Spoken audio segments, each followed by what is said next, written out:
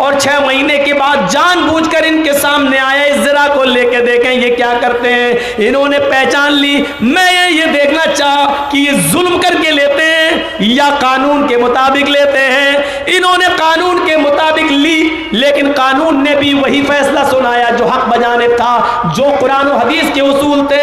آپ نے فیصلہ بالکل صحیح سنایا. اب میرے دل کا فیصلہ سنیے, یہ زرا میں علی کو دے رہا ہوں, اور دوسرا فیصلہ سنیے, میں بھی اسی قانون سے اپنا رشتہ جوڑ رہا ہوں جس نے آپ کو اتنا پابند بنایا ہے. اشہد ان لا الہ الا اللہ و اشہد ان محمدن عبدہ و رسولہ. یہ رشتہ تھا. انصاف دیکھیے, دشمن ہوتے یہودی لیکن اس کے باوجود انصاف دیکھیے.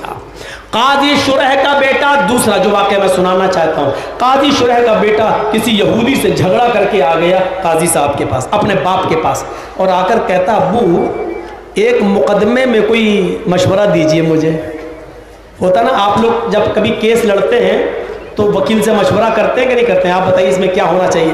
تو بیٹا اپنے باپ سے مشورہ کر رہا ہے, ایک یہودی لڑکے سے میرا ایسا ایسا معاملہ ہو گیا ہے, تو یہ بتائیے کہ اگر مقدمہ میں دائر کروں, اگر جیت رہا ہوں تو دائر کروں گا, اور نہیں جیت رہا ہوں, قانونی کوئی داؤں پیش نہیں ہے, تو پھر بتا دیجیے اگر ہار رہا ہوں تو میں دائر نہیں کروں گا. دیکھیے مشورہ کیا کہا, یہ نہیں کہہ رہا اپنے باپ سے کہ غلط فیصلہ کر دینا, میں مقدمہ دائر کر رہا ہوں, یہ نہیں کہہ رہا. دیکھ لو اگر قانونی طور پر میں بچ رہا ہوں تو مقدمہ کروں گا, اور نہیں بچ رہا ہوں تو مقدمہ نہیں کروں گا. قاضی شرح نے کہا بیٹا دیکھیں اس میں تو پکے تم بچ رہے ہو, کچھ کہیں سے نہیں پھنس رہے ہو, تم تو بالکل صحیح ہو. کہا پھر ابو سمجھ لو میں مقدمہ کر رہا ہوں. ارے کل کورٹ میں آئیے اور مقدمہ دائر کرو بیٹا, 100% تمہیں ڈگری مل رہی ہے.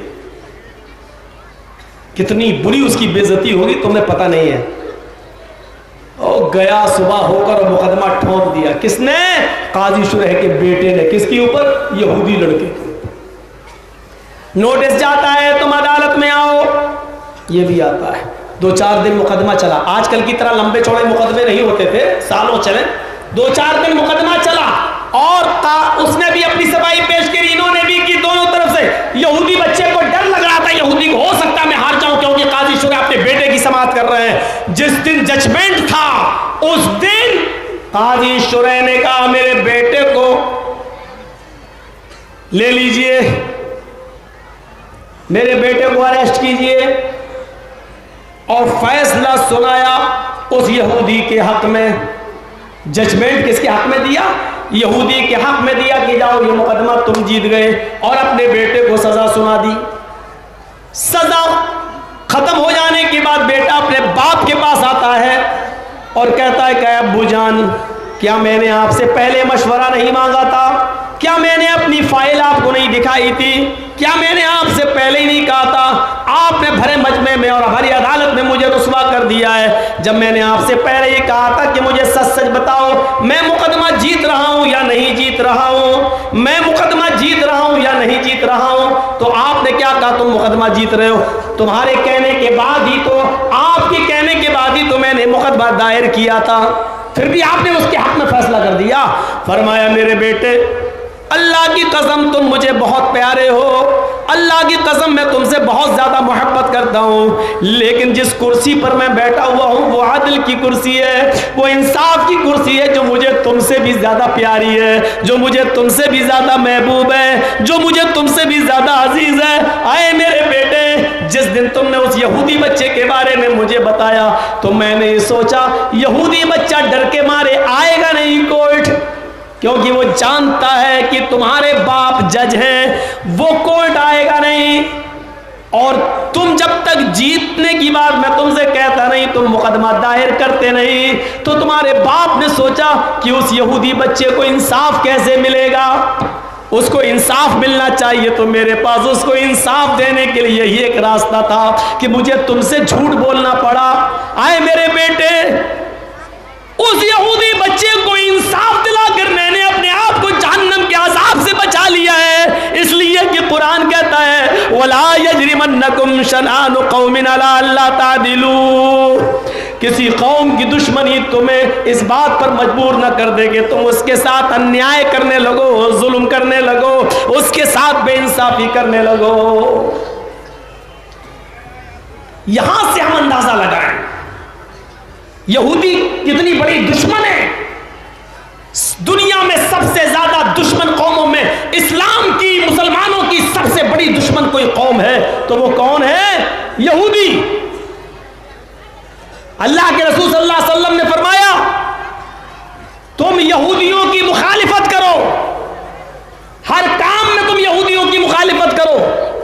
اللہ کے رسول جب مدینے گئے اور محرم کی 10ویں تاریخ کو یہودیوں کو روزہ رکھے ہوئے دیکھا تو پوچھا کہ تم یہ روزہ کیوں رکھتے ہو؟ کہا آج کے دن ہمارے نبی موسیٰ علیہ السلام کو فرعون کے ظلم و ستم سے نجات ملی تھی۔ تو اللہ کے نبی نے فرمایا کہ میں تم سے زیادہ حق رکھتا ہوں، میں بھی روزہ رکھوں گا۔ پھر اللہ کے نبی نے فرمایا خالف الیہود، ان کی مخالفت کرو، وہ محرم کا ایک روزہ رکھتے تم 2 روزے رکھو۔ پوری زندگی یہودیوں کی مخالفت کرتے ہوئے ہو گئی، لیکن انصاف کا جب معاملہ آیا تو اس یہودی بچے کے ساتھ بھی بے انصافی نہیں ہونے دی۔ یہ انسانیت کا سب سے بڑا سبق ہے۔ ہم تو اپنی اولاد کے درمیان انصاف نہیں کر پاتے ہیں۔ ایک بیٹے نے زیادہ ہماری خدمت کر دی، خاطری کر دی، کھلا پلا دیا، بڑا حصہ تیرا، چھوٹا حصہ بیٹا کہہ رہا ہے برابر ہٹ۔ بیمار پڑتا تو پوچھتا نہیں، وہی ہمارا بیٹا پوچھتا ہے سب، تو آج آیا ہے بھگ، کل زیادہ کرے گا تو یہ بھی نہیں دیں گے تجھے، بھگ۔ ڈراتے ہیں۔ کوئی بھی بیٹا آپ کا کتنا بھی کھلائے پلائے، آپ کی عزت کرے، آپ کو سر پہ بٹھا کے رکھے، سب کچھ ٹھیک، لیکن عدل و انصاف کے معاملے میں کسی کو کم اور کسی کو زیادہ آپ نہیں دے سکتے ہیں۔ اس بنا پر کسی کو زیادہ نہیں دے سکتے کہ یہ میری دیکھ ریکھ کرتا ہے۔ دیکھ ریکھ کرتا ہے اس کا ثواب اس کو ملے گا، دیکھ ریکھ کرتا ہے تو اس کا اجر اس کو ملے گا، لیکن آپ کے اگر 4 بیٹے ہیں تو چاروں میں کسی کو زیادہ کسی کو کم آپ نہیں دے سکتے ہیں۔ آپ دیں گے تو سب کو برابر برابر، چاہے کوئی ایک بیٹا آپ کو کھلاتا ہی کیوں نہ ہو، چاہے آپ سے نفرت ہی کرتا ہو، لیکن آپ کو عدل برابر کرنا پڑے گا۔ مولانا کیا کہہ رہے ہیں؟ ہاں ہم جو کہہ رہے ہیں وہ صحیح کہہ رہے ہیں۔ وہ جبلہ ابن ایہم، اور یاد کرو اس کو جو عیسائی تھا اور مسلمان ہو گیا، حضرت عمر فاروق نے اس کو ایک علاقے کا گورنر بنا دیا، جبلہ ابن ایہم کو ایک علاقے کا گورنر بنا دیا۔ کس نے؟ حضرت عمر فاروق نے۔ ایک دن وہ مکے میں آتا ہے، عیسائی تھا، عیسائی سے مسلمان ہوا، اور مسلمان ہوتے ہی حضرت عمر نے اس کو ایک علاقے کا گورنر بنا دیا۔ اب وہ مکہ آیا ہے، مکہ کس لیے؟ چلو عمرہ کر لیتے ہیں، عمرہ کرنے کی نیت سے مکہ آیا۔ وہ تو سمجھ رہا تھا جیسے عیسائیت میں ٹھاٹ باٹتے ویسے ہی میرے اب ٹھاٹ باٹ رہیں گے۔ وہ خانہ کعبہ کیا طواف کرنے لگا۔ جب جبلہ ابن ایہم خانہ کعبہ کا طواف کر رہا تھا تو اس کی جو احرام ہوتا ہے، احرام، تو وہ زمین پہ لٹکنے لگا۔ جبلہ کا احرام زمین پہ لٹکنے لگا۔ جیسے وہ احرام زمین پہ لٹکا تو ایک صحابی جو دیہاتی تھے، اعرابی تھے، بدو دیہاتی صحابی، ان کے پیر کے نیچے اس کا احرام دب گیا۔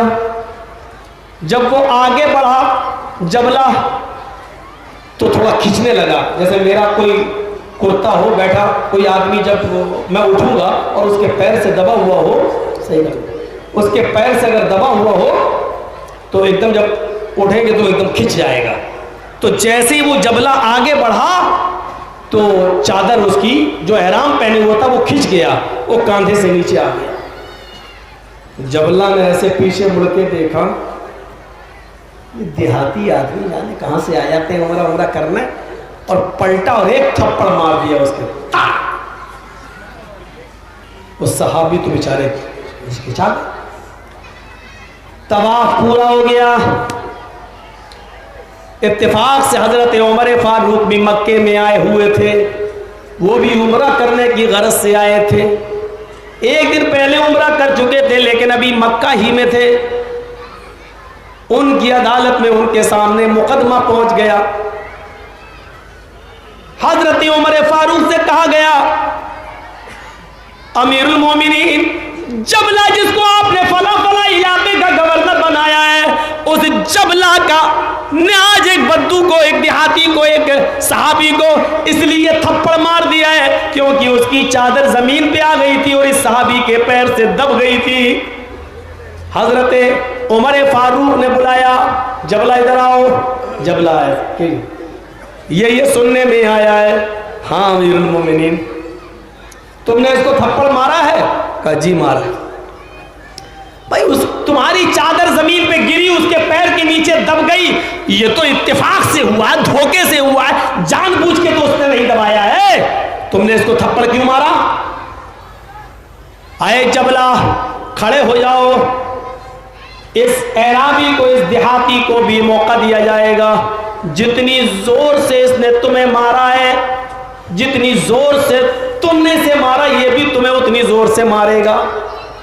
आए देहाती जाओ जबला को एक थप्पड़ मारो। जबला क्या कहता है? अमीरुल मोमिनीन आप क्या कह रहे हैं? आपका दिमाग तो ठीक है,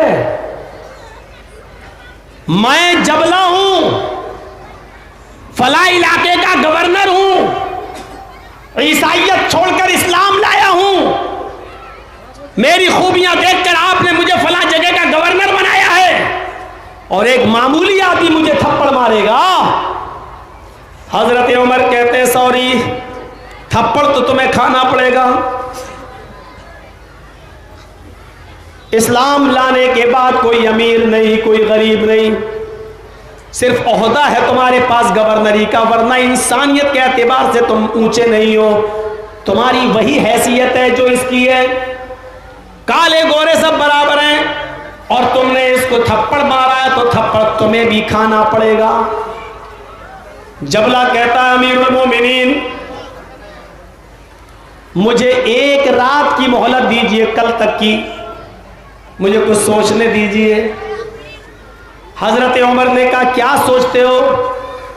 क्या सोचोगे? कहा मुझे सोचना यह है कि मैं बदला दूं या ना दूं, या अपने भाई से माफी मांग कर उसको मना लूं, या फिर अगर ये आदमी जिसको मैंने थप्पड़ मारा है इसको कुछ माल ले दे कर राजी कर लूं। हजरत उमर फारूक ने कहा ये तुम्हारा और इसका मैटर है, अगर ये तुम्हें माफ करना चाहे तो अलग बात है, अगर कुछ ले दे के समझौता हो जाए तो उसमें भी कोई बात नहीं है। मैं तुम्हें आज की रात की मोहलत देता हूं और कल मुझे बताओ, अगर ये नहीं मानता है तो तुम्हें थप्पड़ खाना पड़ेगा। ये कहा मानने वाले, इन्होंने सहाबा कभी पैसों में बिके ही नहीं है। कहा नहीं मुझे बदला चाहिए, माफ इसलिए नहीं कर रहे हैं, वो चाहते तो माफ कर देते थे, सहाबा से ज्यादा माफ करने वाला कौन है। वो कहते नहीं अरे जबला मैं इसलिए माफ नहीं कर रहा हूं क्योंकि मैं पूरी दुनिया को ये दिखाना चाहता हूं आने वाले वक्त के लिए कि इस्लाम की तारीख में मामूली लोगों को भी इंसाफ मिलता है और गवर्नर को भी थप्पड़ खाना पड़ता है। ये चीज इस्लाम को और रोशन करेगी, इसलिए तुम्हें थप्पड़ खाना पड़ेगा, मैं माफ भी नहीं करूंगा तुम्हें। ठीक है, सुबह फिर मिलते हैं। उसने सुबह का इंतजार ही नहीं किया, अपनी बेइज्जती के डर से कि इतने बड़े गवर्नर को थप्पड़ मारा जाएगा, वो रात ही रात भाग गया और ईसाइयों की बस्ती में चला गया, उमर के इलाके से निकल गया, इस्लामी हुदूद से निकलकर वो काफिरों के हुदूद में पहुंच गया और वहां जाकर ईसाइयों में फिर शामिल होकर मुर्तद हो गया। हजरत उमर फारूक ने इसकी कोई परवाह नहीं की, जाओ अगर यहाँ कभी आए तो फिर देखा जाएगा, लेकिन तुम्हारा मुर्तद हो जाना हमें गवारा है, लेकिन इंसाफ का मर्डर करना गवारा नहीं है। इंसाफ का मर्डर नहीं होने दिया। हम और आप जरा सोचें, जिसके पास 2 बीवियां हैं क्या वो अपनी दोनों बीवी के साथ इंसाफ कर रहा है? किसी के पास अगर 4 बेटे हैं तो क्या वो अपने बेटों के साथ इंसाफ कर रहा है? इस पर भी हिसाब व किताब होगा। छोटे छोटे बच्चे आपके 2-3, किसी को 10 रुपए दे दिए, किसी को 5 दे दिया, किसी को 20 दे दिया। एक बच्चे को बाजार ले गए, किसी को कुछ दिला दिया, दूसरे बच्चे को कुछ, किसी को 5 रुपए की चीज दिला दी, किसी को 10 की चीज दिला दी। ये मत सोचिए, ارے جب ایک عورت اپنے بچے سے کہتی ہے بیٹا ادھر آؤ، چھوٹا سا بچہ کھیل رہا ہے مٹی سے، اللہ کے نبی بیٹھے ہوئے اور نبی کے سامنے کہہ رہی بیٹا ادھر آؤ، کہا کیا؟ نہیں ابھی ہم کھیل، ادھر آؤ بیٹا ایک چیز دوں گی تمہیں، ادھر آؤ آؤ تمہیں ایک چیز دوں گی. بچہ دوڑتا ہوا آیا چیز کے نام سے. اللہ کے نبی نے کہا تم اس کو کیا دو گی؟ کہ اللہ کے رسول کچھ کھجور رکھے ہوئے دے دوں گی. کہ اللہ کے نبی نے کہا اگر تم نے اس کو کچھ نہ دیا ہوتا، اگر کچھ نہ دیا ہوتا، یا تم نے ایسے ہی جھوٹ موٹ بلا لیا ہوتا اور گھر لے جاتی ہو، گھر میں کچھ نہ ہوتا، تو اللہ کی قسم تمہارا یہ بھی جھوٹ لکھا جاتا اور تمہیں جھوٹوں میں شمار کیا جاتا. بلاتے ہیں اے بیٹا ذرا آؤ نا ٹافی دوں گی، ٹافی ہے ہی نہیں، یہ بھی جھوٹ ہے. ایک امام بخاری رحمت اللہ علیہ نے ایک سچے آدمی سے حدیث نہیں لی تھی اس بات پر. ان کو پتا چلا کہ ایک آدمی کے پاس کوئی حدیث ہے اور وہ اللہ کے رسول سے بیان کرتا ہے، اس کی سند صحیح ہے، تو سمندر کا سفر کر کے پانی میں بیٹھ کر پانی کے سمندر کا سفر ناؤ پہ بیٹھ کے کیا، لمبا چوڑا سفر، کئی دن کئی رات سفر کرنے کے بعد اس کے گاؤں پہنچے اور گاؤں میں معلوم کیا کہ وہ آدمی کہاں ہے. اس کے پاس اللہ کے رسول کی ایک حدیث ہے، میں وہ حدیث جاننا چاہتا ہوں، اس کی سند کیا ہے، کہاں تک اس کے تک جانا چاہتا ہوں. پتہ چلا کہ وہ کھیت میں ہے، اپنی بکریاں چرا رہا ہے. جب کھیت میں گئے امام بخاری، دلی والے امام بخاری کی بات نہیں کر رہا ہوں، امام بخاری جنہوں نے بخاری شریف کی حدیث لکھی ہے، جب کھیت میں گئے تو وہ ایسے اپنی چادر اپنا کرتا پکڑ کے ایسے بکری کو بلا رہا تھا. آہ آہ ایسے ہوتا نہیں، جانور کو بلاتے ہیں لوگ ایسے آہ آہ. امام بخاری رحمت اللہ علیہ نے دیکھا کہ اس کے دامن میں تو کچھ ہے ہی نہیں، اس میں تو کچھ نہیں ہے. کہا کہ وہ تو میں بکریوں کو بلا رہا ہوں، وہ سمجھے کہ کچھ تو آ جائیں گے. چلنے لگے. انہوں نے کہا کہ کہاں سے آئے ہو؟ بخارا سے. کس لیے آئے تھے؟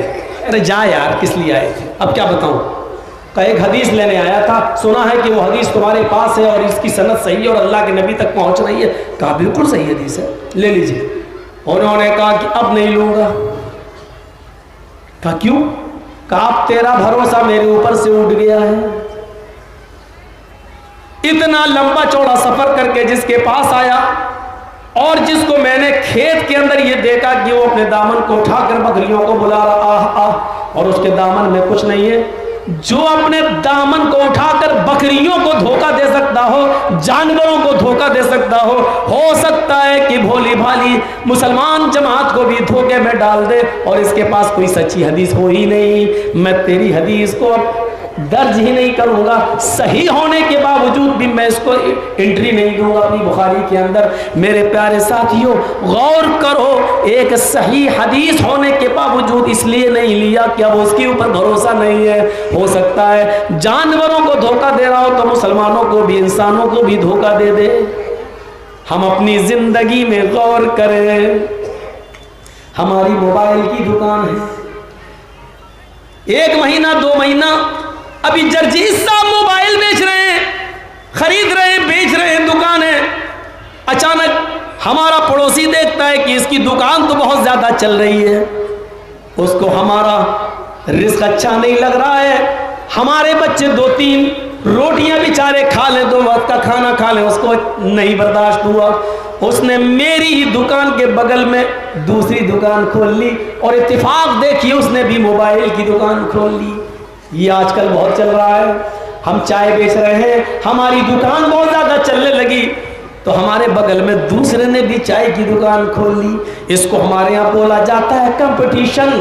میرے بھائیو، آج کا یہ دور اتنا بھیانک ہو چکا ہے کہ میں اپنی پریشانیوں سے اتنا پریشان نہیں ہوں جتنا تمہارے آرام سے میں پریشان ہوں. تمہارا کھانا ہم پہ دیکھا نہیں جاتا، تمہارا پینا ہم پہ دیکھا نہیں جاتا. ہم اپنی پریشانیوں سے اتنا پریشان نہیں ہیں جتنا تمہارے سکھ سے اور تمہارے آرام سے ہمیں الجھنیں ہو رہی ہیں، ہمیں پریشانی ہو رہی ہے. کہیں کہیں تو آپ نے دیکھا ہوگا اسٹیشن سے اترتے ہی آگے آئیے، یہ ٹیکسی والا کہے گا کہاں جاؤ گے. میں کبھی کبھی فرقہ اترتا ہوں اور گاڑی والے کریے چک والوں کو اگر 1 آدھ گھنٹہ دیر ہو جائے، مولوی صاحب تھوڑا سا گاڑی پنچر ہو گئی آنے میں، تھوڑا تو چائے پینے کے لیے نکل جاتے باہر، تو ٹیکسی والا سمجھتا ہی کوئی باہر سے آیا. ادھر میری کہاں ہے کچھ ہے پہلے تو سمجھتا ہی نہیں تھا، اب تو اتنا سمجھنے لگا ہوگا. کچھ ہے جابی، پتہ نہیں جابو جابی کیا بولتے ہیں، جو بھی ہو. اب اتنا تو میں سمجھ گیا ہوں کہ پوچھ رہا ہے کہاں جاؤ گے، اور بھائی کہیں نہیں جانا ہے، کہیں نہیں جانا ہے، کہیں نہیں جانا۔ تو یہ بھی کھینچ رہا ہے، وہ بھی کھینچ رہا ہے، یہ غلط ہے۔ ایک ٹیکسی والا اگر کسی کسٹمر سے بات کر رہا ہے تو جب تک اس کا بات پوری نہ ہو جائے تب تک دوسرا والا آواز نہ دے۔ ایک آدمی اگر چائے والے سے پوچھ رہا ہے تمہارے بسکٹ کتنے، کھجور کتنے کی، چائے کتنے کی، تو دوسرا اس کو آواز نہ دے۔ ایسی ایک جگہ کسی کا رشتہ اگر چل رہا ہے، بات چیت چل رہی ہے، تو دوسرا لالچ نہ دے اس کی لڑکی سے کہا میں وہ کیا دے رہا، 2 ویلر، میں 4 ویلر دوں گا۔ یہ نہ کر، ایک جگہ سے جب تک فائنل نہ ہو جائے دوسری جگہ رشتے کو نہ تو ٹانگ اڑانی چاہیے نہ کچھ ہونا، یہ سب غلط ہے اسلام کے اندر۔ اور ہمارے ہاں عجیب سسٹم ہے، ایک موبائل ہمارا بک گیا، دوسرا بک گیا، تیسرا بک گیا، جس کی زیادہ چلنے لگی اس کا۔ اس زمانے میں ایسا نہیں ہوتا تھا۔ ایک مرتبہ شروع سے ہی زمانے جاہلیت سے ہی کپڑے کے تو دکانیں تھیں۔ جب اللہ کے رسول نے اسلام کا کلمہ پڑھایا تو دونوں نے اسلام کا کلمہ پڑھا، لیکن دونوں کی دکانیں پہلے سے قریب قریب ہیں۔ ایسا نہیں کہ پہلے کی تھی بعد میں دوسرے نے کھول لی ہو، پہلے سے چلی آ رہی ہیں۔ اب دونوں کی کپڑے کی دکانیں، دونوں مسلمان ہیں، دونوں صحابی ہیں۔ ایک آدمی کے پاس ایک کسٹمر آتا ہے کہ صاحب یہ کپڑا کتنے کا، ہو گئی سودا، لے گیا۔ تھوڑی دیر کے بعد ایک اور کسٹمر اسی دکان پر آتا ہے، کہتا ہے یہ کپڑا کتنے کا، سودا ہو گئی، لے گیا۔ ایک اور کسٹمر تھوڑی دیر کے بعد آتا ہے، وہ پھر اسی دکان پر آتا ہے اور اس نے بھی ایک اور کپڑا مانگا، سودا ہو گئی اور وہ لے گیا۔ چوتھا کسٹمر بھی چلا آیا۔ اب کپڑا بیچنے والا سوچ رہا ہے یا اللہ میرے پاس تو 3 کسٹمر آ چکے ہیں اور میرا 3 کپڑا بک چکا ہے، میری اتنی انکم ہو چکی ہے کہ آج کا کھانا، آج کا چولہا میرے گھر میں چل جائے گا اور میرے بیوی بچے آج پیٹ بھر کر کھانا کھا لیں گے۔ لیکن میرا بھائی، میرا پڑوسی، میرا یہ کپڑے کی دکان والا میرا بھائی، اس کے پاس صبح سے ابھی تک کوئی کسٹمر نہیں آیا، اس کے بھی تو بیوی ہے، اس کے بھی تو بچے ہیں، یہ بیچارہ کیا کھلائے گا؟ چوتھے کسٹمر جیسے اس کے پاس آیا کہنے لگا یہ دکان والا، میرے بھائی جو کپڑا تم میرے پاس لینے آئے ہو وہ ابھی ختم ہو گیا ہے۔ جھوٹ بول دیا، اب میرے پاس وہ کپڑا نہیں ہے۔ ہاں اگر تم اس سے بھی اچھا یا ویسا ہی کپڑا چاہتے ہو تو میرے بھائی کی دکان پہ چلے جاؤ، وہ بھی اپنا ہی آدمی ہے اور وہی کپڑا اس کے پاس بھی موجود ہے، جاؤ اس کی دکان سے لے لو۔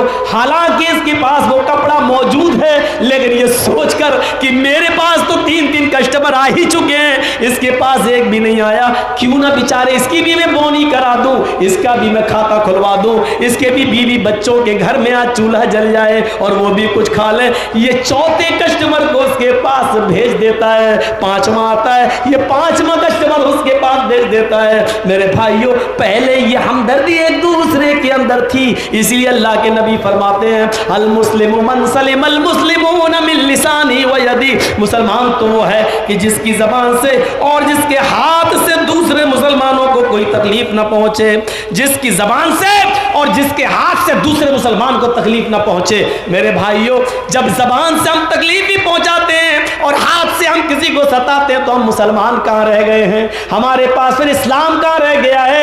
غور کرو، اس طریقے کی انسانیت آج ہمارے اندر ہونی چاہیے۔ کیا آپ کر دو گے؟ آپ کے پاس 10 کسٹمر آ جائیں، آپ دیکھ رہے ہیں کہ میرے پڑوس میں جو دکاندار ہے اس کے پاس ایک بھی کسٹمر نہیں ہے، تو کیا آپ اپنا کسٹمر اس کے پاس بھیج دو گے؟ بلکہ یہ اور کہو گے ٹھیک ہے وہ سستا دے رہا تو جاؤ لے لو، 1 مہینے میں خراب ہو جائے گا تب مت کہنا میرے پاس، ہمارے پاس فلاں کمپنی کا ہے، فلاں ہے۔ پھر عادت تو بنی جاتی ہے بولتے بولتے بات کرنے کی۔ ایسا عدل اپنے اور پرائے نہیں دیکھے جاتے تھے۔ انسانیت، سب سے بڑی انسانیت یہ تھی۔ ملک مصر کے اندر حضرت عمر فاروق کا ایک بیٹا تھا جس کا نام تھا عبد الرحمن، اور نام یاد رکھیے، سنن بیہقی کے اندر امام بیہقی نے اپنی سنن الکبریٰ کے اندر اس واقعے کو نقل کیا ہے جو صحیح حدیث ہے۔ میرے بھائیوں حضرت عمر فاروق کا بیٹا تھا عبد الرحمن، مصر میں اس نے نبیذ پی لی۔ نبیذ جانتے ہیں؟ کھجور یا انگور سڑ چکے تھے اور اس میں نشہ آ چکا تھا۔ نشہ آ جانے کے بعد اس نے پی لیا، تو پینے کے بعد ان کو نشہ آ گیا، اور یہ بات عام ہو گئی کہ عمر فاروق کے بیٹے نے عبد الرحمن نے نبیذ پی لی، شراب پی لی۔ مصر کے گورنر عمر ابن عاص کے پاس یہ خبر پہنچی کہ میرے بیٹے نے، عمر ابن عاص کے پاس خبر پہنچی کہ عمر فاروق کے بیٹے نے شراب پی لی۔ ان کو بلایا اور پوچھا، انہوں نے کہا ہاں مجھے یہ نہیں معلوم تھا کہ یہ سڑ گئی ہے اور اس میں نشہ آ گیا ہوگا، میں نے پی لیا، پینے کے بعد پتا چلا کہ اس میں نشہ آ گیا اور میں نشے میں آ بھی گیا تھا، چلو کوڑے لگائے جائیں گے۔ حضرت عمر فاروق کے بیٹے کو 40 کوڑے مارے گئے۔ کس نے مارے؟ عمر ابن عاص نے پڑوائے مصر کے اندر، 40 کوڑے پڑ گئے۔ لیکن مدینہ میں بیٹھے ہوئے عمر فاروق کو جب پتا چلا کہ مصر کے اندر میرے بیٹے نے شراب پی لی، اور یہ بھی پتا چلا کہ میرے بیٹے کو کوڑے مار دیے گئے 40 کوڑے، انہوں نے مصر کے گورنر کو خط لکھا، جتنی جلدی ہو سکے ایک اچھی سی سواری کر کے، ایک اچھا سا گھوڑا تیار کر کے میرے بیٹے عبد الرحمن کو مدینے بھیجو۔ حکم کی تعمیل کی گئی، حکم کو پر فوراً عمل کیا گیا۔ عمر ابن عاص نے عمر فاروق کے بیٹے کو کہا کہ تمہارے باپ نے تمہیں بہت جلدی مدینہ بلایا، جلدی جاؤ۔ وہ گھوڑے پر بیٹھے اور مدینہ آئے۔ مصر سے جب مدینہ آتے ہیں تو عبد الرحمن کے باپ عمر نے پوچھا، بیٹا سنا ہے کہ تم نے شراب پی لی تھی؟ کہا مجھے پتہ نہیں تھا ابو کہ اس میں نشہ تھا، سڑ چکا تھا وہ، میں نے شراب پی لی، میں نے پیا تو نشہ آ گیا، لیکن اس کی سزا مجھے مل چکی ہے، 40 کوڑے میں نے کھا لیے۔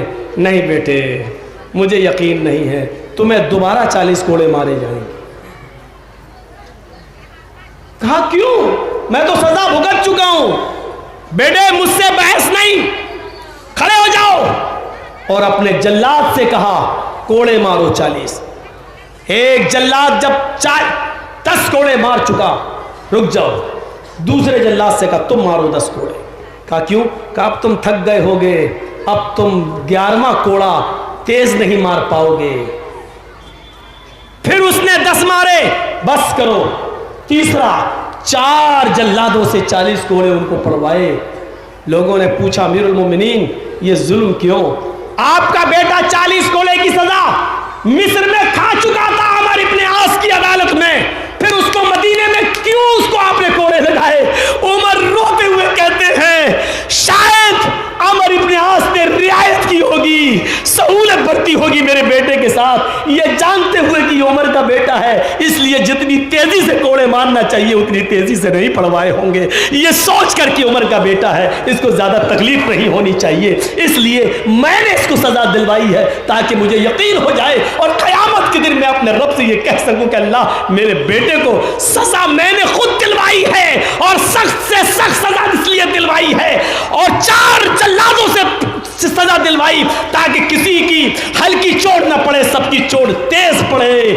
میرے پیارے ساتھیوں، عدل و انصاف کے اس ہیرو کو کون سا نام دو گے جس نے قیامت میں اللہ کے سامنے جواب دہ ہونے سے کے لیے کہ یہ نہ ہو کہ میرے بیٹے کے ساتھ رعایت برتی گئی ہے، سہولت برتی گئی ہے، دوبارہ کوڑے لگوائے ہوں، آپ کیا کہیں گے؟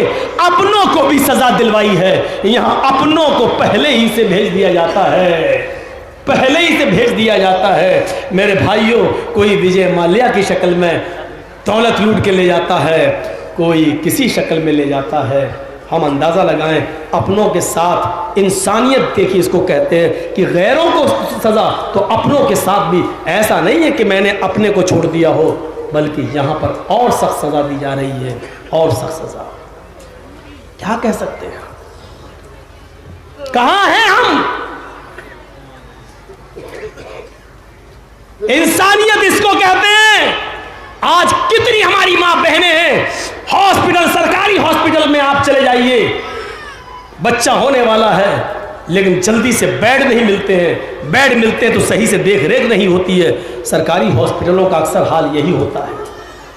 गवर्नमेंट हॉस्पिटल्स का अक्सर हाल यही होता है, लेकिन यहां रात की तारीकी में निकलते हैं। कौन निकल रहा है? अमीरुल मोमिनीन निकलते हैं। रास्ते में एक आदमी को रोते हुए देखते हैं, बारिश हो रही है और अमीरुल मोमिनीन छाता लेकर निकल रहे हैं। पूछते हैं क्यों रो रहे हो? उसने कहा, बे जा यार, तू और मेरा दिमाग खराब करने आ गया। है कोई, अरे हमको कोई इतना बोल दे तो बर्दाश्त नहीं होता, कोई ऐसा बोल सकता है? अमीरुल मोमिनीन। और उसके पास बैठ गए। वो पहचान नहीं पा रहा है, मुसलमान नहीं है, किसी और मजूसी है, आग का पुजारी है, लेकिन है तो इंसान। उसके पास बैठ गए। नहीं, तुम्हें अपनी प्रॉब्लम बताना होगी। देखो बारिश हो रही है, मैं कहाँ जाऊंगा, आप ही के पास बैठ जाता हूँ। आपका गम हमारा गम, हमारा गम आपका गम। अच्छा पहले तुम अपनी सुनाओ, फिर हम अपनी सुनाएंगे। देखिए किस तरीके से उसको मना रहे हैं। उसने कहा, भाई तू इतना पीछे पड़ गया तो सुन। क्या? मेरी बीवी दर्द से कराह रही है, उसके 9 महीने पूरे हो चुके हैं, बच्चे की पैदाइश का वक्त करीब है, पूरे गांव में मैंने घूम लिया, दाया नहीं मिल रही है, कोई औरत नहीं मिल रही है जो घर आ जाए और वो मेरी बीवी की डिलीवरी करा सके।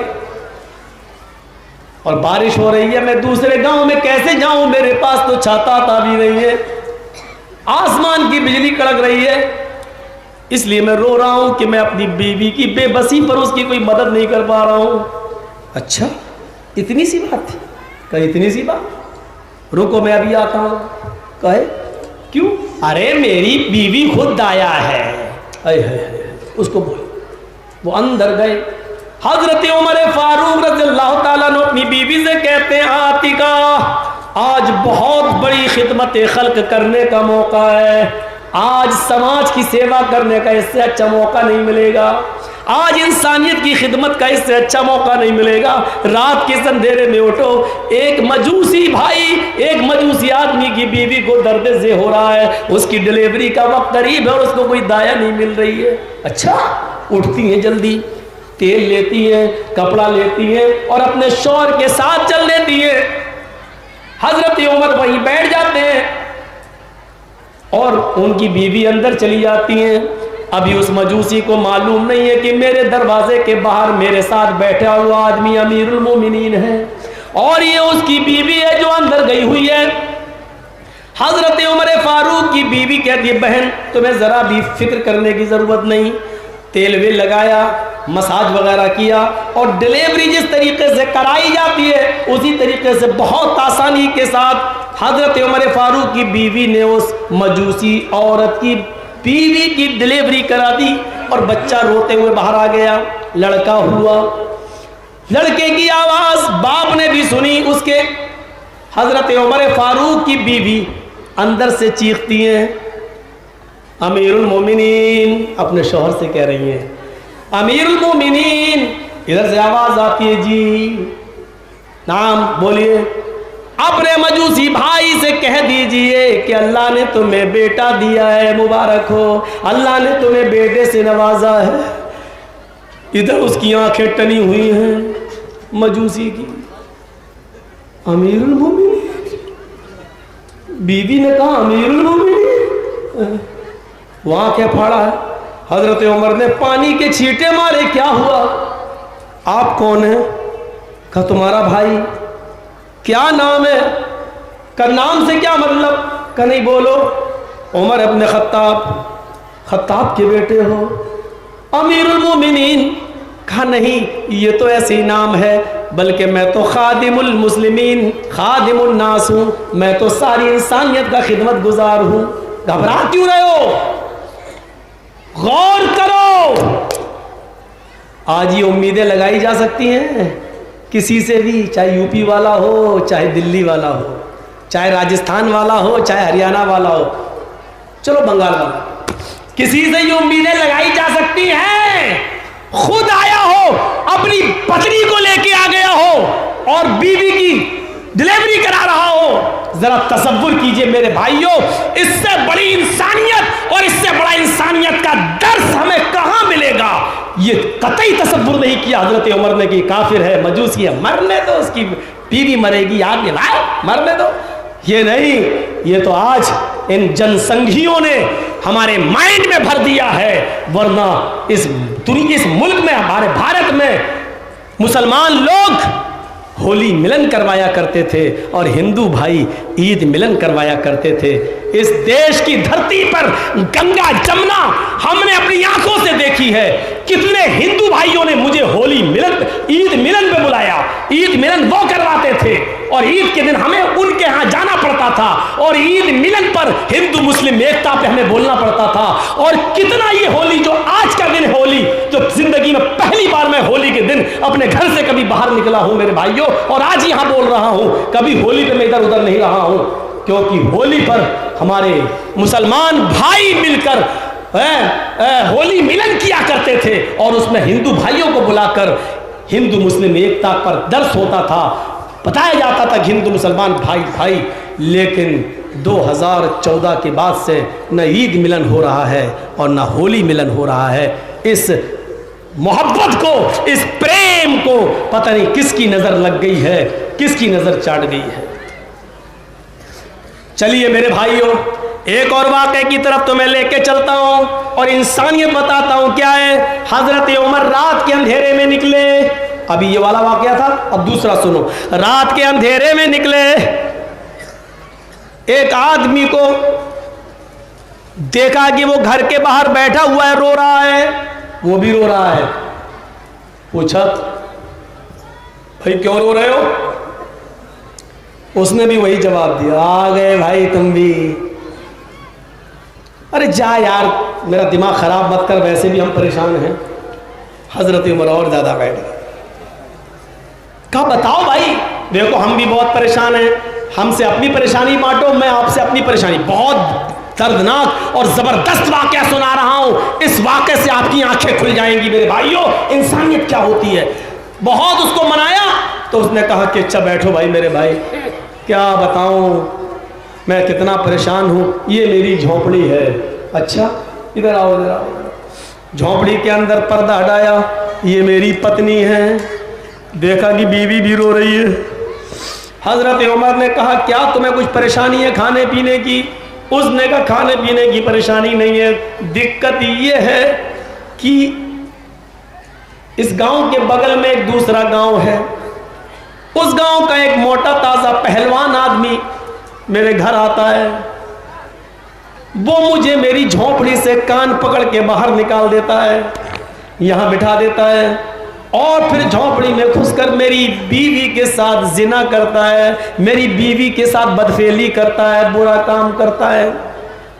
मेरी बीवी थोड़ी सुंदर है इसलिए उसको मेरी बीवी पर दिल आ गया है, लेकिन ये कहाँ की इंसानियत है मेरे भाई के वो मुझे कान पकड़ के बाहर निकाले और मेरी बीवी के साथ रंगीनियां मनाए। दिल ही दिल में आग लग गई उमर फारूक के कलेजे को। अच्छा रोज आता है? नहीं, एक दिन छोड़ के आता है। अच्छा इसका मतलब वो कल नहीं आएगा? कहा नहीं, परसों आएगा। टाइम क्या है? का यही कोई टाइम है जिस टाइम पे अभी आप आए हो। सुनो मेरे भाई, तुम्हें कुछ गम करने की जरूरत नहीं है, परसों उसका इलाज हो जाएगा। कैसे? तुम क्या करोगे? अरे हमें और मुसीबत में डाल दोगे क्या? तुम्हें डरने की जरूरत नहीं, तुम्हें कुछ भी नहीं होगा।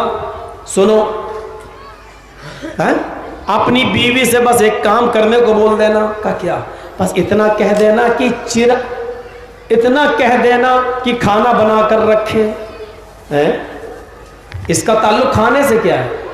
का जो मैं कह रहा हूं वो सुनो। तुमने मुझे अपना भाई माना है, अब अपने भाई की बात सुनो।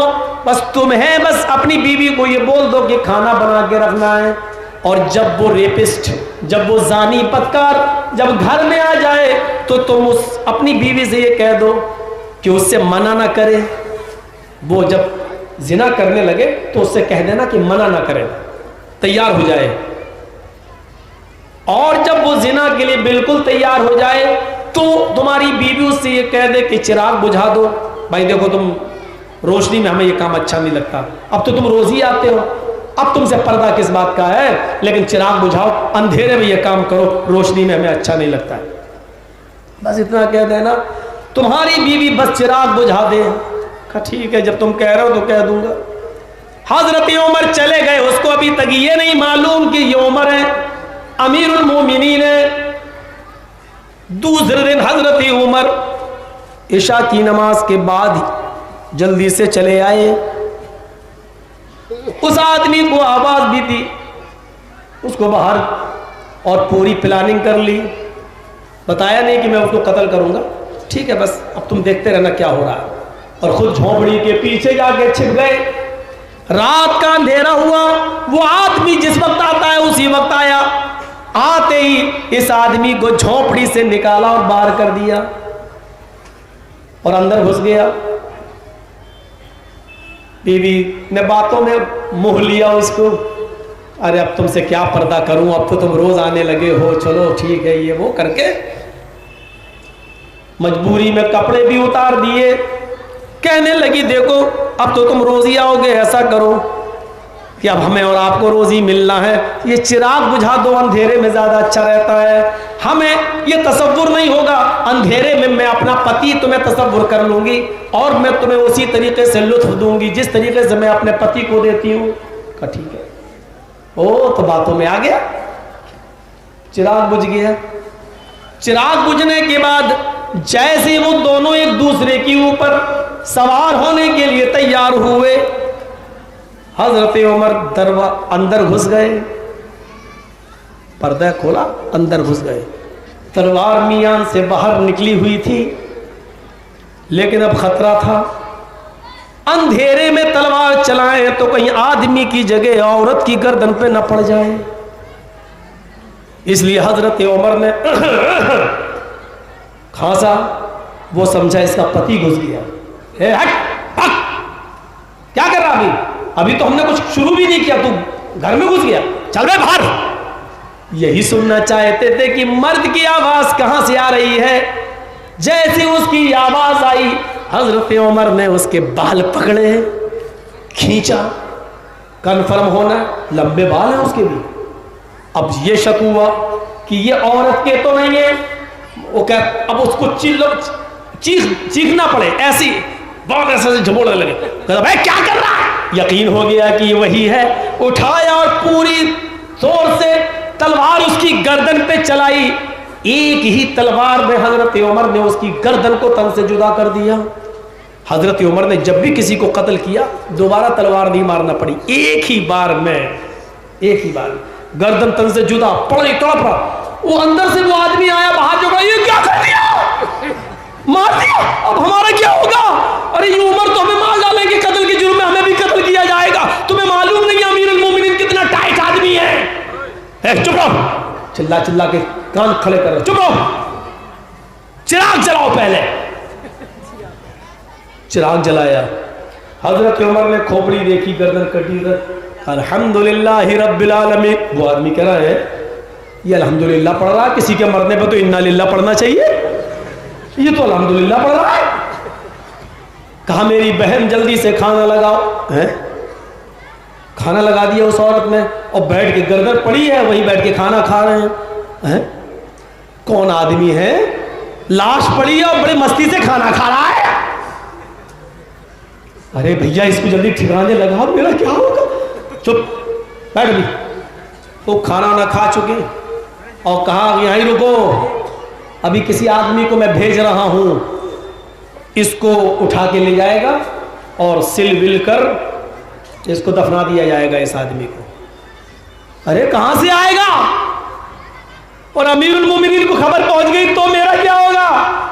अरे मैं ही अमीरुल मोमिनीन हूं, मैं ही उमर हूं, मैं अपना आदमी भेजूंगा अभी इसकी लाश को ले जाने के लिए। यहां से चिल्ला चिल्ला के दिमाग खराब कर दिया, एक मदद करूं और दिमाग को खराब कर रहे हो तुम मेरा। आप अमीरुल मोमिनीन हैं? हाँ। कहा अमीरुल मोमिनीन फिर मुझे 2-3 सवालों के जवाब दे दीजिए। अच्छा सवाल भी करेगा तू? नहीं कुछ कंफ्यूजन है मुझे।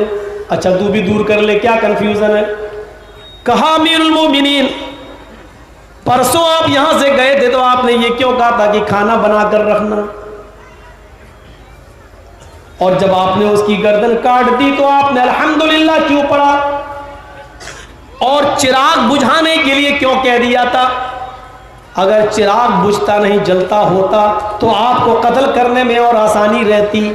اندھیرے میں تو ڈرتا کہ بجائے میری آدمی کے میری بیوی کی گردن نہ کٹ جائے، تو بجائے چراغ جلنے کے آپ نے بجھانے کے لیے کہہ دیا، آپ نے الٹا کیوں کہا؟ حضرت عمر نے کہا میں نے کھانا بنانے کے لیے اس لیے کہا کہ جب تو نے مجھے یہ بتایا کہ روزانہ ایک دن چھوڑ کر ایک آدمی آتا ہے اور میری بیوی کے ساتھ زنا کرتا ہے، تو اس دن میں نے نظر آسمان پہ ڈالی کہ اللہ عمر کے دور خلافت میں اتنا ظلم ایک انسان پر ہو رہا ہے، ایک یہودی آدمی پر اتنا ظلم ہو رہا ہے، اور عمر اس آدمی کو اب تک زندہ چھوڑے ہوئے ہے۔ الہ العالمین، میں تجھے کل قیامت کے دن کیا جواب دوں گا؟ جس نے تیرا کھانا پانی حرام کر دیا ہو، میں نے قسم کھا لی تھی جب تک اس آدمی کی گردن نہ اڑا دوں گا میں ایک بھی لقمہ کھانا نہیں کھاؤں گا۔ میرے بھائی، میں پرسوں سے آج تک بھوکا ہوں، صرف کھجور یا پانی پی پی کر گزارا کر رہا ہوں، میں نے کھانے کا لقمہ اپنے حلق میں نہیں ڈالا۔ جب تو نہیں کھا رہا ہے تو میں کیسے کھا لوں؟ ایک آدمی کھانا چھوڑ رہا ہے تو عمر فاروق کھانا چھوڑ رہا ہے۔ ایک بڑی بڑی کرسیوں پہ بیٹھنے والوں، تم تو کروڑوں ڈکار جاتے ہو، ڈکار تک نہیں لیتے ہو۔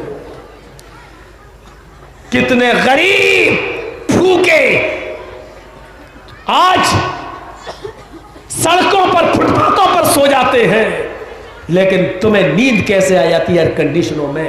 کیسے تم گوارا کرو؟ اور پھر میں نے چراغ بجھانے کے لیے اس لیے کہا تھا کہ جب تو نے یہ کہا کہ کوئی آدمی آتا ہے تو مجھے ڈر ہوا۔ اتنا دلیر آدمی کون ہے جو امیر المومنین کی حکومت کے دوران خلافت کے درمیان آتا ہے؟ اس کو ڈر کیوں نہیں ہے؟ تو مجھے ڈر لگا کہ یہ کام کرنے میں میرا بیٹا یا میرا بھتیجا یا میرا کوئی رشتہ دار تو شامل نہیں ہے، اتنی ہمت میرے کسی قریبی کو ہی ہو سکتی ہے۔ تو میں نے سوچا اگر چراغ جل رہا ہوتا اور میں اس اندر داخل ہوتا اور زنا کرتے ہوئے اس کو رنگے ہاتھ پکڑتا، اور جب رنگے ہاتھ پکڑتا اور تلوار سے گردن اڑانے جاتا، اور جب دیکھتا اگر وہ میرا بیٹا ہوتا یا بھتیجا ہوتا یا بھانجا ہوتا یا میرا کوئی رشتہ دار ہوتا، تو شاید میری تلوار رک جاتی اور اس کو میں قتل نہ کر پاتا، اور پھر تجھے منانے کی کوشش کرتا، کچھ لے دے کے معاملے کو رفع دفع کرنے کی کوشش کرتا۔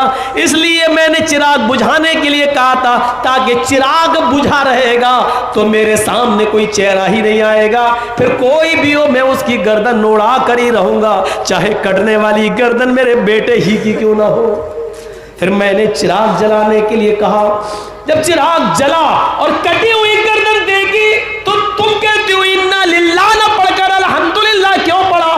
تو الحمدللہ میں نے اس لیے پڑھا، جب کٹی ہوئی گردن کو دیکھا تو پتا چلا نہ وہ میرا بیٹا ہے، نہ میرا بھتیجا ہے، نہ بھانجا ہے، نہ میرا کوئی رشتہ دار ہے، جس پر میں نے اللہ کا شکر ادا کیا کہ اے اللہ عمر کے خاندان اور اس کے کنبے کا کوئی آدمی نہیں، بلکہ یہ مسلمان بھی نہیں ہے، یہ تیری برادری کا ایک یہودی نکلا ہے جو اس کے ساتھ زنا کر رہا تھا۔ اس لیے میں نے الحمدللہ اللہ کا شکر ادا کیا۔ میرے بھائیوں، اس طریقے سے ایک آدمی کی بیوی کی عزت و آبرو کی بھی حفاظت ہوتی تھی۔ اگر عمر فاروق کی طرح رات میں گشت لگائے جانے لگے تو اللہ کی قسم کوئی متھرا والا کانڈ نہ ہو، کوئی ہاتھرس والا کانڈ نہ ہو، کوئی آصفہ والا کانڈ نہ ہو، کوئی نربھیا والا کانڈ نہ ہو، میرے بھائیوں، کوئی کسی کی عزت و آبرو تک نوش کر تار تار کرنے والا کوئی پیدا نہیں ہوگا، لیکن شرط یہ ہے کہ اس کو حضرت عمر فاروق کی طرح سخت بننا پڑے گا، اس کو اپنے ایم ایل اے اور اپنے ایم پی او کو بھی سزا دینا پڑے گی، ان کو بچانے کی کوشش جو کرنے لگتے ہیں، میرا ایم پی اس کو بچانے کی کوشش کی جاتی ہے، جو بالکل سراسر غلط ہے، یہ نہیں ہونا چاہیے۔ یہ اسی وقت ممکن ہے جب عمر فاروق جیسی سختی ہمارے اور آپ کے اندر آئے گی۔ میرے بھائیوں، مجھے 12:30 تک ہی بولنا تھا، لیکن 12:45 تک میں نے بول دیا ہے، اس لیے مجھے ابھی ٹرین پکڑنی ہے، باگڈورا جانا ہے، باگڈورا سے میری فلائٹ ہے دلی جانا ہے، اور دلی سے پھر مجھے دوسری جگہ، اس لیے میں اب اپنی بات کو ختم کرتا ہوں، اس امید کے ساتھ آپ سے رخصت ہوتا ہوں میرے بھائیوں کہ عدل و انصاف اور انسانیت کا یہ پیغام آپ عام کریں گے، اب یہ اپنے تک نہیں رکھیں گے بلکہ دوسروں تک بھی پہنچائیں گے۔ میرے بعد بھی ایک مولانا ہے بولنے والے، بھائی بیٹھیے آپ لوگ۔ मुझे सुन लिया, अब उनको सुनेंगे नहीं। अरे बंगला अपनी ज़बान में तो सुनो, बंगला भाषा में बोलने वाले हैं। अल्लाह ताला से दुआ है कि बार इलाह जब तक हमें ज़िंदा रखे इस्लाम पे रखना, और जब हमारा खात्मा हो तो ईमान पर हमारा खात्मा फरमाना। वमा अलैना इल्लल बलागुल मुबीन व आखिरु दावाना अल्हम्दुलिल्लाहि रब्बिल आलमीन। अस्सलामु अलैकुम व रहमतुल्लाहि व बरकातुहू।